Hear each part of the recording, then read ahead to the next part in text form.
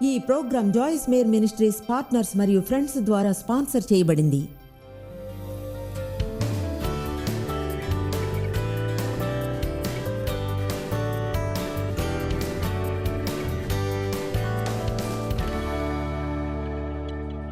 చాలా బాగుంది అనుకునే ఒక చిన్న కథతో ఆరంభిస్తాను. ఇద్దరు ఐడెంటికల్ ట్విన్స్ ఉండేవారు. ఇద్దరు ఒక్కదానిలో తప్ప అంతా ఒకేలా ఉండేవారు. ఒకతను నిరీక్షణతో నిండి ఉన్న ఆప్టిమిస్ట్, జీవితపు ప్రతి పరిస్థితిలోనూ బ్రైట్ సైడ్ని చూసేవాడు. మరొకతను డార్క్ మైండెడ్ పెసిమిస్ట్, ప్రతి దానిలోనూ నష్టాన్ని చూసేవాడు. వారి పేరెంట్స్ తమ పిల్లల ఆప్టిమిజం మరియు పెసిమిజంలోని విపరీతాలను గురించి చింతించేవారు. వాళ్ళని డాక్టర్ దగ్గర తీసుకుని వెళ్ళారు. ఆయన ఒక ప్లాన్ని సజెస్ట్ చేశారు. రాబోయే బర్త్డేకి పెసిమిస్ట్కి మెరిసే కొత్త బైక్ని ఇవ్వండి, అయితే ఆప్టిమిస్ట్కి కొంచెం మెన్యూర్ ఇవ్వండి అని. అలా చేయడం చాలా ఎక్స్ట్రీమ్గా ఉంటుంది. ఏదేమైనా ఆ పేరెంట్స్ పిల్లల్ని సమానంగానే చూసుకున్నారు. అయితే వాళ్ళు డాక్టర్ సలహాను పాటించాలనుకున్నారు. సరే, వాళ్ళ బర్త్డే రానే వచ్చింది. పేరెంట్స్ పెసిమిస్ట్కి అత్యంత ఖరీదైన టాప్ ఆఫ్ ద రేంజ్, ఎవ్వరూ ఇవ్వనంత గొప్ప రేసింగ్ బైక్ని ఇచ్చారు. అతడు ఆ బైక్ని చూడగానే అతని మొదటి మాట బహుశా యాక్సిడెంట్ అవుతుంది. ఆప్టిమిస్ట్కి జాగ్రత్తగా ర్యాప్ చేసిన ఎరువు బాక్స్ని ఇచ్చారు. అతడు దాన్ని తెరిచి ఒక నిమిషం అర్థం కానట్లుండి బయటకు అరుస్తూ వెళ్ళాడు. నన్ను మీరు ఫూల్ని చేయలేరు, ఇంత మట్టి ఉన్నప్పుడు తప్పకుండా పోనీ ఉంటుంది.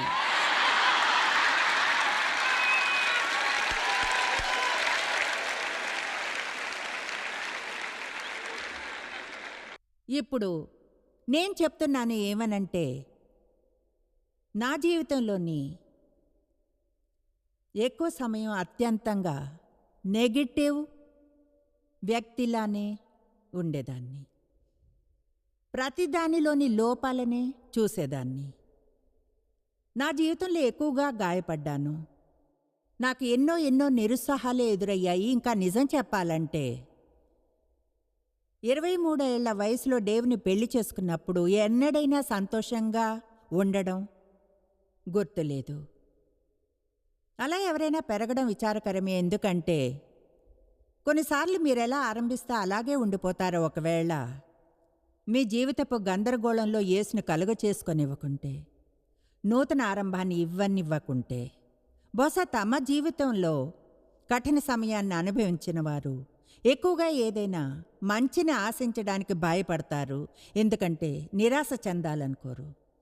నిరాశ యొక్క బాధ వాళ్ళ జీవితాల్లో ఎంతగా ఉంటుందంటే, వాళ్ళు అనుకుంటారు, నేను ఎటువంటి మంచి విషయాలు జరుగుతాయని ఆశించను, ఎలాగో జరగదు కనుక. మీకు చెప్తున్నాను, అది మీరైతే ఈరోజు మీరొక మార్పుని చేసుకోవాలి. మీరొక మార్పుని చేసుకోవాలి.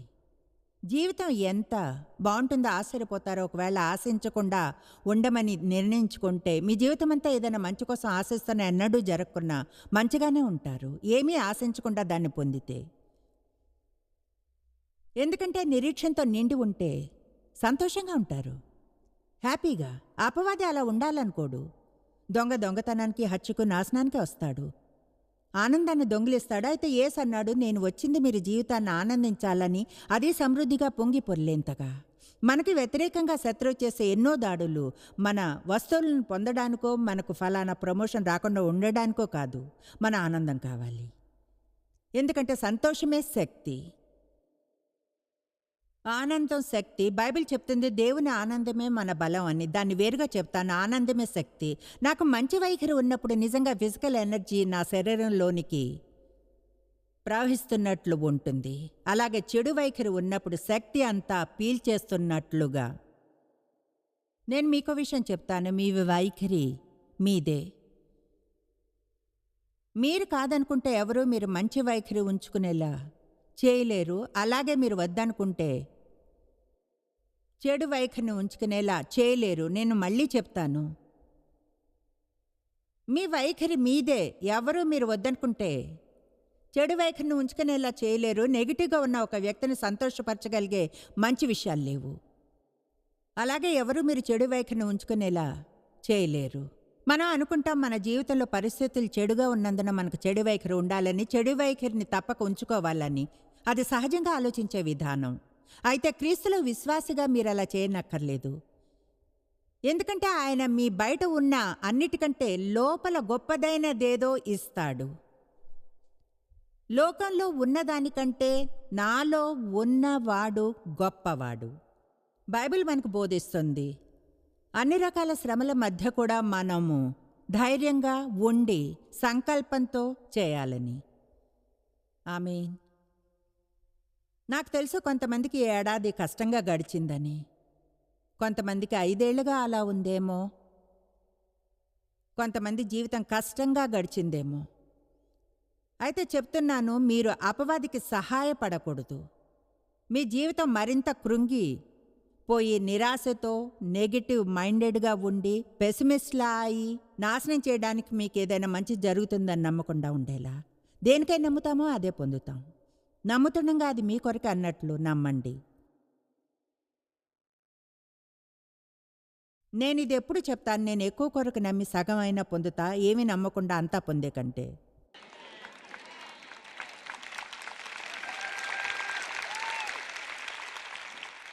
ఆశించడంలో మనం ఎక్కువసార్లు అగ్రెసివ్గా ఉండమనుకుంటా.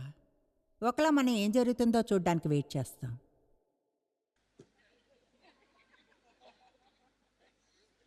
నేను ఈ వారాంతంలో మీటింగ్ బాగుందనుకుంటా. తెలుసా, అది బైబిల్ నిరీక్షణ కాదు. అది కోరుకోవడం కంటే వేరైంది ఏమీ కాదు. బైబిల్ హోప్ అనేది విశ్వాసానికి దగ్గర చుట్టం. విశ్వాసంతో వాళ్ళు నిరీక్షించారు. మంచివి జరుగుతాయనే విశ్వాసం నమ్మేలా చేయగలదు. దేవుని వాగ్దానాలను నమ్ముతారు, మీరు అపేక్షిస్తారు. చెప్పాలంటే నిరీక్షణకు అర్థం ఏమిటంటే నమ్మకమే. ఆనందకరంగా ఆశించడం ఏదైనా మంచి జరుగుతుంది అని. నాకు అది ఇష్టం. చెప్పేది వినండి, ఎందుకంటే చాలామంది అనుకుంటారు నేను అలా ఫీల్ కాకుంటే ఏమీ చేయలేను. ఎలా ఫీల్ అవుతామన్నది కాదు విషయం. మాట్లాడుకునే దేన్ని నమ్మాలని నిర్ణయించుకుంటామో అలాగే చెప్పడానికి. నాకు తెలుసు దేన్ని నేను ఈ వారాంతంలో మళ్ళీ మళ్ళీ చెప్తూ ఉంటాను. అయితే మీ నోటిని తెరిచి ఏదైనా పాజిటివ్గా చెప్పండి. ఎందుకంటే మీరు చెప్పేది మీ ముఖం మీద నుంచి మీ చెవుల్లోనికి వెళ్ళి మీ ఆత్మలోనికి తిరిగి వెళుతుంది. మీకు మీరుగా మంచి మూడ్లోకి వెళ్ళి మాట్లాడుకోవచ్చు. మీకు మీరుగా మంచి మూడ్లోకి వెళ్ళి మాట్లాడుకోగలరు. అలాగే చెడు మూడ్లోనూ మాట్లాడుకోగలరు. జాలి పార్టీ నుంచి కూడా మీతో మీరు మాట్లాడుకోగలరు. అలా దేవుని వాక్యాన్ని యూజ్ చేయగలరు. సహాయకరమైన ధైర్యంగా ఆశించడానికి చూడని భవిష్యత్తుతో సంబంధం ఉంది. నిరీక్షణ అనేది ఏదో మంచి జరుగుతుందని ఆశించడం.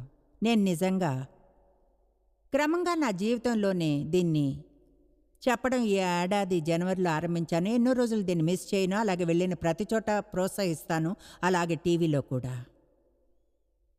నేను కానీ మీరైతే ఉదయాన మంచం మీద నుంచి కాలు క్రింద పెట్టకముందే లేదా ఖచ్చితంగా లేచిన కొన్ని నిమిషాల్లోనే మీ నోటిని తెరిచి చెప్పండి. నేను అలా అంటే దాని అర్థం గట్టిగా పైకి చెప్పమని. ఈరోజు నాకు ఏదో మంచి జరగబోతుంది. అక్కడ ఆగిపోకండి. అక్కడ ఆగిపోకుండా ఇలా అనండి, శత్రువుకి బాగా కోపం తెప్పిస్తాను, నా ద్వారా ఈరోజు ఏమైనా మంచి జరుగుతుంది, నాకేదో మంచి జరగబోతుంది, అలాగే నా ద్వారా ఏదో మంచి జరుగుతుంది. ఎందుకంటే మనం బ్లెస్సింగ్గా ఉండడానికి బ్లెస్ చేయబడ్డాన్ని కోరుకుని అక్కడ ఆగిపోకండి. బ్లెస్సింగ్గా ఉండడానికి బ్లెస్ చేయబడ్డా. అబ్రహాంతో దేవుడు అన్నాడు, నిన్ను ఆశీర్వదించి ఆశీర్వాదకరంగా ఉండేలా చేస్తాను, ఇతరులకు మేలు చేసేలా. నిరీక్షణ అనేది చాలా సింపుల్గా ఒక పాజిటివ్ వైఖరి మరియు మైండ్ సెట్టే. ఆశాజనకంగా ఉన్న వ్యక్తి ఏ విధంగానూ ప్రతికూలంగా ఉండడాన్ని తిరస్కరిస్తాడు. వాళ్ళు తమ సమస్యలను గుర్తించి డీల్ చేసిన ఆలోచనలో నిరీక్షణతో ఉంటారు. వైఖరిలోనూ విజయం వరకు సంభాషణలో కూడా వాళ్ళు నిరీక్షణతో ఉంటారు. ఆలోచన, వైఖరి, సంభాషణలోను మరియు సంభాషణలోను విజయం కలిగేంత వరకు కూడా ఎవరైనా సరే అలా ఉండాలనుకోవచ్చును. నేను ఈరోజు మీకు ఇది చెప్పలేకపోతే నా టైంని వేస్ట్ చేసుకుంటున్నాను. ఎందుకంటే మనం మన నిరీక్షణ పైకి క్రిందకు అయ్యేలా మన భావాలు, మన పరిస్థితులు తీర్మానించేలా చేయనిస్తే శత్రువుకు అధికారం ఉన్నట్లే, మన జీవితపు తాళాలను తీసిచ్చేలా అన్నట్లే నువ్వేం చేస్తావో చేసుకో. అయితే ఇప్పుడు నా మాటలను వింటున్న ప్రతి ఒక్కరూ, అది టీవీలోనైనా సరే, లేదా వేరే రికార్డెడ్ డివైస్లో అయినా, సోషల్ మీడియాలో చూస్తుంటే, లేదా ఇక్కడ ఉన్నవారైనా, రేడియోని వింటున్నవారైనా, నిరీక్షణతో నిండి ఉండాలని డిసైడ్ చేసుకోగలరు.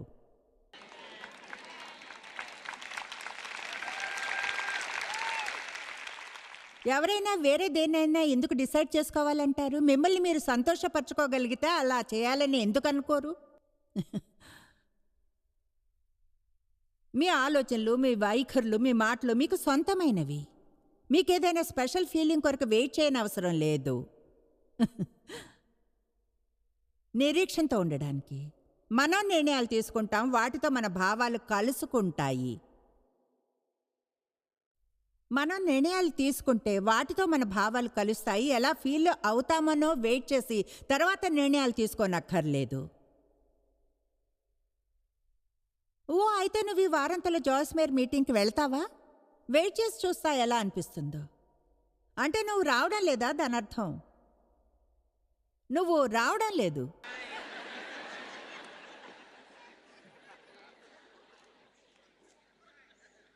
రోమా 15:13 చెప్తుంది, నిరీక్షణకర్తయగు దేవుడు మిమ్మును నింపునుగాక. నిరీక్షణ యొక్క దేవుడు, ఆయన నిరీక్షణకు దేవుడు. నిరీక్షణ లేమికి ఆయన దేవుడు కాడు, నిరీక్షణకు ఆయన దేవుడు.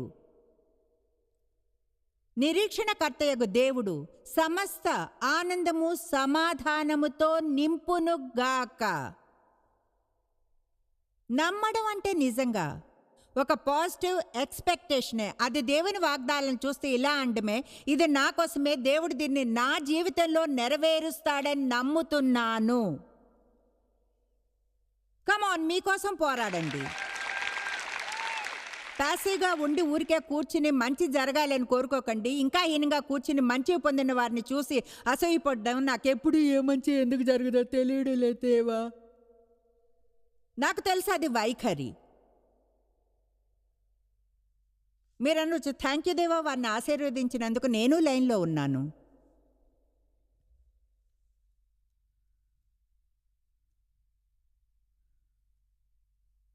దేవుడు నిరీక్షణకు రచయిత. దేవుడు లేకుండా నిరీక్షణ అనేది ఏది ఉండదు. లోకం సమస్యలో ఉన్న ఆశ్చర్యం లేదు. ఓ మై గాష్ బాయ్, మన నిరీక్షణ పయనించుకోవడం మంచిది. ఎందుకంటే మనం జీవిస్తున్న దాని మధ్యలో ఈనాడు కోపము, ప్రతికూలత, చెడు వార్తలు లాంటివన్నీ మనం వింటున్నాం. ఆశ్చర్యం లేదు, దేవుడు నేను ఈ పేరుతో పుస్తకాన్ని వ్రాయాలని అంటాం, గెట్ యువర్ హోప్స్ అప్. మీకు కానీ కొంచెంగా నిరీక్షణ ఉంటే మీకు ఎక్కువగా ఉండాలి. మీకు కానీ ఎక్కువగా నిరీక్షణ ఉంటే రాడికల్ హోప్ ఉండాలి.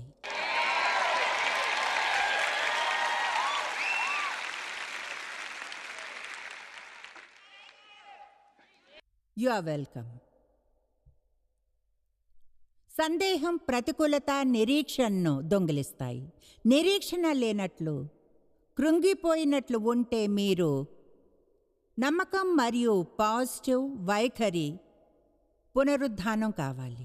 నాకేదో మంచి జరుగుతుంది, నా ద్వారా ఏదో మంచి జరుగుతుంది, నాకు అనవసరం.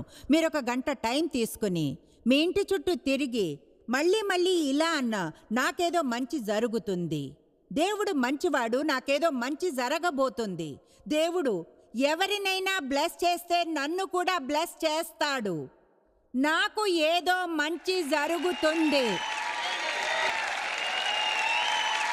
ఆమేన్. ఇక్కడ అభిషేకం ఉన్నట్లు నాకు అనిపిస్తుంది. ప్రజల నుంచి నిరాశ తీసివేయబడుతుంది, ప్రజల నుంచి ప్రతికూలత విరగొట్టబడుతుంది.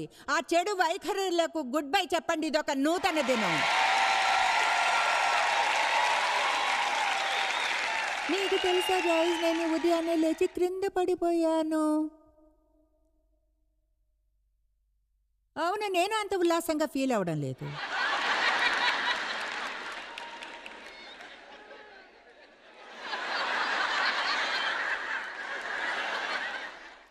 ఈరోజు నాకేదో మంచి జరగబోతుంది.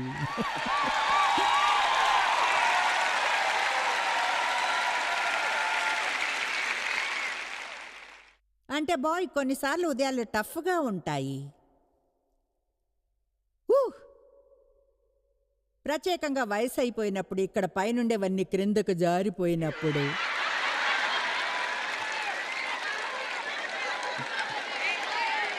వైల్డ్గా ఉంటుంది, అంతా ఏదో ఒక్కసారే జరిగిపోయినట్లు. అది ఎలా అంటే,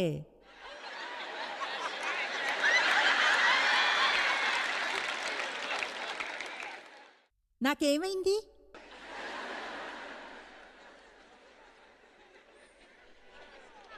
ప్రతికూలపు ఫీలింగ్స్ని మనం కనిపించకుండా దాచాలనుకున్న దాచలేమో, అయితే వాటిని సరైన వైఖరులతో తీసివేయగలం.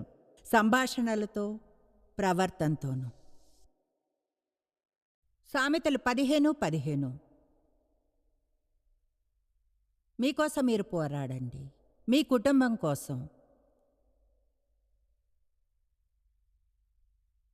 ఏమిటో చెప్పనా? మీరొక్కరే ఇంట్లో స్త్రీ అయితే, మీరే అమ్మ అయితే సంతోషంగా ఉండు. అమ్మగాని సంతోషంగా లేకుంటే ఎవరు ఉండలేరు. నేను ఎదుగుతున్నప్పుడు సమయం చాలా క్లిష్టంగా ఉండేది. నేను కేవలం చెడు వాటిని ఆశించడం పెంచుకున్నాను. అంటే ఎవరికైనా తెలుసా ఏం చెప్తున్నానో? మీ జీవితం నిండా ఎంత చెత్త ఉంటుందంటే మీరు తర్వాత ఏముంటుందో చూడాలనుకుంటారు తెలుసా? నేను దేవుని సేవించడం ఆరంభించి ఆయనకి దగ్గరవుతుండగా ఒక రోజున తల దువ్వుకుంటూ అద్దంలో చూసుకున్నాను. నాకప్పుడు భయం కలిగించే విషయం జరిగింది. నేను దాన్ని ఫీల్ అయ్యా. దేవునితో అన్నాను, అదేమిటి? నా ఆత్మలో విన్నాను, రాబోయే చెడు విపత్తులు నిజంగా అదేమిటో కూడా నాకు తెలియదు. అయితే ఇక్కడ సామెతలు 15:15లో బైబిల్ చెప్తుంది, బాధపడువాని దినములన్నీ శ్రమకరములు, ఆతురత కలిగిన ఆలోచనలు చెడు విపత్తులతోనూ. అయితే సంతోష హృదయునికి నిత్యము విందు కలుగును, వారి పరిస్థితులు ఎలా ఉన్నా సరే. అది గొప్ప వచనం కాదా? ఈ వారాంతంలో శత్రువు మీద అధికారాన్ని తీసుకోవడం గురించి మాట్లాడుకుంటున్నాను. నాకు తెలుసు మీరంతా ఈ వారాంతంలో లేరని. అందుకని దేని గురించి మాట్లాడుతున్నారు? శత్రువు మీద అధికారమా? బైబిల్ చెప్తుంది, అపవాదిని ఎదిరించండి, అతడు పారిపోతాడు. మన కళ్ళతో అపవాదిని కానీ శత్రువుని కానీ చూడలేం, చెడు ఆత్మలను చూడలేము. అయితే వాళ్ళ హింసను ఫీల్ కాగలం. ఈ వారాంతంలో ఈ చోట నేను అద్భుతమైన గొప్ప స్వాతంత్రాన్ని ఫీల్ అయ్యాను. అలాగే మ్యాట్ రెడ్మెన్ మరియు వర్షిప్ టీం కూడా దీని గురించి మాట్లాడుకున్నాం. ఆయన సరిగ్గా అదే చెప్పారు. నేను చెప్పగలను, ఇక్కడ కావలసినంత విశ్వాసం మరియు మంచి విషయాలు ఈ వారాంతంలో జరిగాయని. అంటే మేము ఆరాధిస్తుండగా ఈ చుట్టుప్రక్కల ఎక్కడ హింసించే ఆత్మ అనేది రాలేకపోయిందని.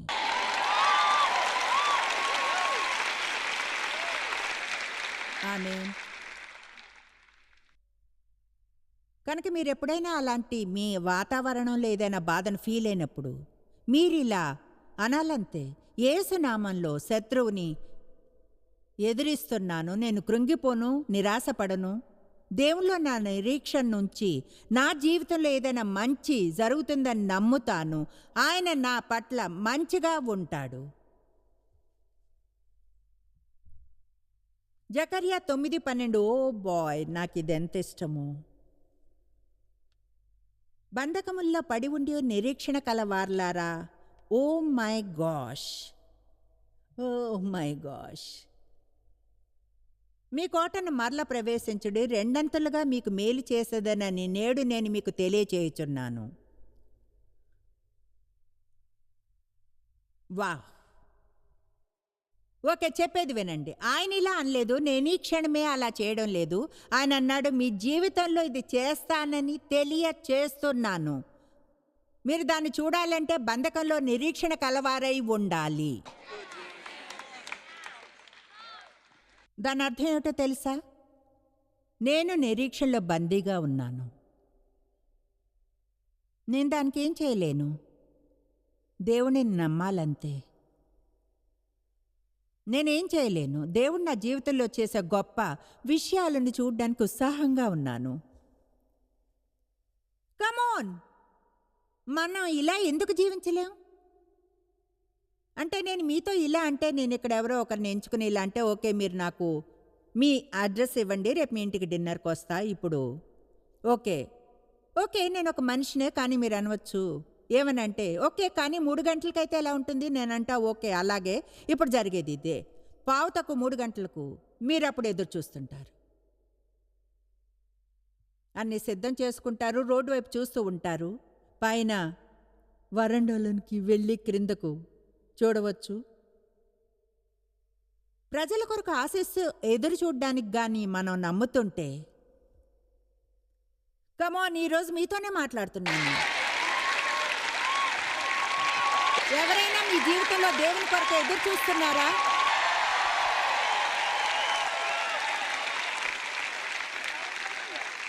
చూడండి, మనం నివసించే ఈ కాలంలో మనం దేవుని రాక కొరకు ఎదురు చూడాల్సింది.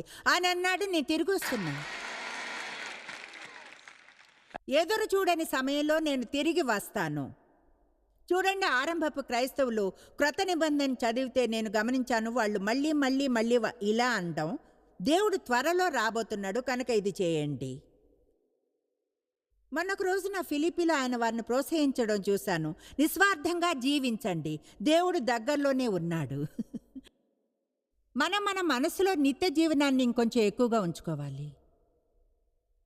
నేను ఈ భూమి మీద ఉండగా కోరుకున్నా ప్రతిదీ పొందకపోతే ఏంటంట, దానికోసం నమ్ముతాను, దాన్ని నేను ఆశిస్తాను. దాన్ని పొందటానికి ఇక్కడి నుంచి అడుగు వేసే నిత్య జీవనానికి వెళ్ళాలంటే అది చేస్తాను. ఎందుకంటే చెప్పగలను, అక్కడికి చేరుకున్నప్పుడు ప్రతిదీ, మీరు అక్కడికి చేరుకున్నప్పుడు ప్రతిదీ మీదే అవుతుంది. మీరు తెలిసినట్లుగానే తెలుసుకుంటారు. దాని గురించి ఆలోచించండి. బైబిల్ ప్రోత్సహిస్తుంది బందీలై నిరీక్షణ కలిగి ఉండాలని. అలా ఉన్నప్పుడు వాగ్దానం చేస్తుంది, నిరీక్షణతో మనం అంతగా నిండి ఉంటే దాని నుంచి దూరంగా పోలేనంతగా దేవుడు మనం పోగొట్టుకున్న దానికంటే 2 ఇస్తాడని. మీరు ఎన్నడూ తెలుసుకోలేనంతగా జాయిస్ మేర్ మినిస్ట్రీస్లో మీరు మాకెంతో ముఖ్యం. మిమ్మల్ని అభినందిస్తున్నాం. మా ప్రపంచవ్యాప్తపు మినిస్ట్రీ సాధ్యం అయ్యేలా చేసే మా ఫ్రెండ్స్ మరియు పార్ట్నర్స్ కి థ్యాంక్స్. అందరం కలిసి ఆకలిగొన్న వారికి భోజనం పెడుతున్నాం, బీదలకు బట్టలు ఇస్తున్నాం, సువార్తను దేశాలకు చాటుతున్నాం. మమ్మల్ని కాంటాక్ట్ చేయండి లేదా joycemeer.org ఈ రోజే విజిట్ చేయండి. మీ ప్రార్థన విన్నపాలను కొరకు, అలాగే మరిన్ని సాధనాలను గురించి తెలుసుకోండి. జాయిస్ మేర్ షెడ్యూల్ని చూసి భాగస్వామిలో భాగమవ్వండి, క్రీస్తు ప్రేమను ప్రపంచమంతటా పంచుకోవడానికి.